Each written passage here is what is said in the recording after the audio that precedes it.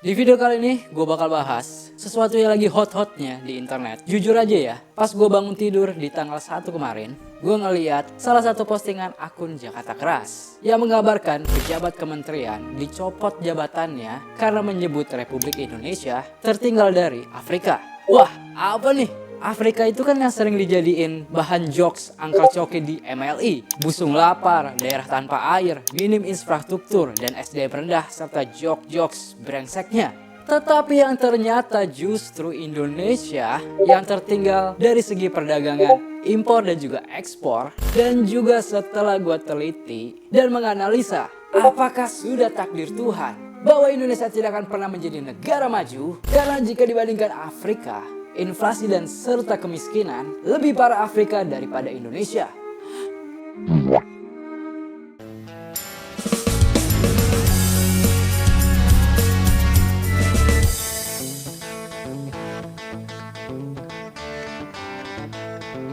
Sebelumnya perkenalkan gue Basyurs dan selamat datang bagi kalian yang baru aja bergabung di channel YouTube ini. Channel YouTube ini gue khususkan untuk membahas apa saja yang lagi hot di internet dan gue ngajak kalian semua untuk berdialog di dalam kolom komentar. Oke, nyambung lagi ke topik, kenapa negara-negara di Afrika akan menjadi negara maju? Sebenarnya isu ini sudah ada di tahun 2023. Mediaindonesia.com mengungkapkan meskipun daya belinya masih jauh di bawah pasar ekspor tradisional, Afrika sangat menjanjikan jika dilihat dari segi pertumbuhan ukuran pasar, kompetisi dagang dan juga barrier perdagangan. Jadi teman-teman bisa gue simpulkan, Afrika itu lebih aman daripada Indonesia di dalam area birokrasi administrasi yang mungkin aja bisa menyebabkan pungli, pemalakan yang dilakukan oleh organisasi-organisasi masyarakat yang dimana di Indonesia sendiri itu menjadi suatu masalah yang sangat amat mengganggu investor asing yang tujuannya investor asing untuk menanam modal investasi di Indonesia. Ya, jadi investor asing kabur karena dipalakin sama oknum-oknum Indonesia yang tidak bertanggung jawab. Dan mungkin kalian tidak banyak tahu, ada fakta menarik setelah gue melakukan riset lebih dalam lagi. Kenapa negara-negara di Afrika bisa menarik perhatian dunia? Bukan hanya sebagai kawasan negara berkembang, tetapi juga sebagai aktor strategis dalam ekonomi global. Kalian bisa cari sendiri sebenarnya, tetapi di sini gue melansir dari Retizen bahwa pada tahun 2013 Xi Jinping mengawali penanaman investasi pada negara-negara di Afrika, lalu disusul oleh Amerika. Atau lo bisa bantah omongan gue ini, karena dari semua artikel sampai AI, dua negara besar ini membuat program selama 1 dekade. Jadi 1 dekade itu hitungannya puluhan tahun guys. Jadi gue masih belum tahu siapa yang duluan, Xi Jinping atau mungkin George Bush. Tetapi pada intinya, dua negara besar ini menciptakan sebuah program dan program ini menguncurkan miliaran dolar untuk infrastruktur jalan, pelabuhan, kereta api dan proyek energi di berbagai negara Afrika. Dampaknya sangat signifikan dalam meningkatkan konektivitas kawasan dan mendukung perdagangan regional.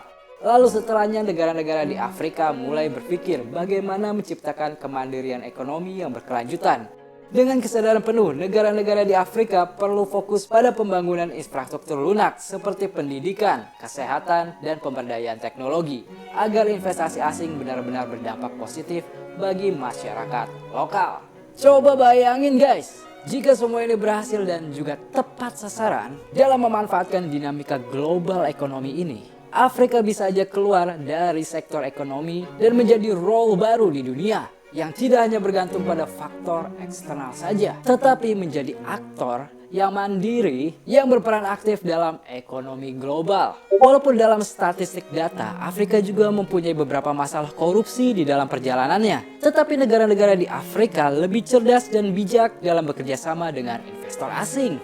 Nggak seperti Konoha ya, Elon Musk aja sampai bingung loh. Karena di lobi sana, di lobi sini. Mungkin aja karena pemerintahnya nggak kompeten dalam memikat investor asing. Ketika ada yang kritik, malah ada yang dicopot jabatannya. Ini gue bukan mau belain si pejabat kementerian itu ya. Bahkan hubungan darah pun gue nggak ada gitu loh.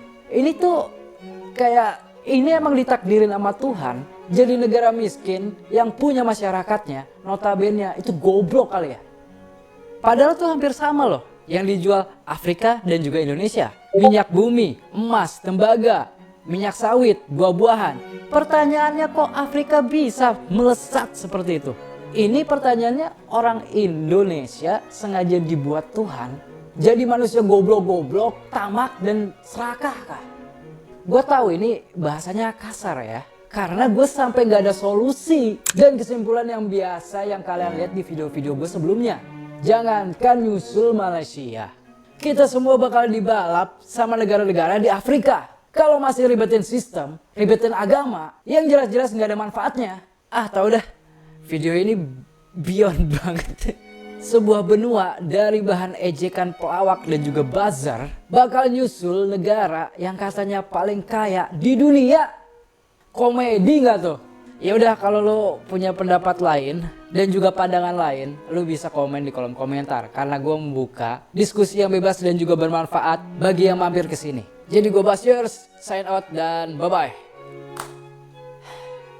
Gila, ini konten pertama gue yang kagak ada kesimpulannya. Ngomongin geopolitik lagi, anjing.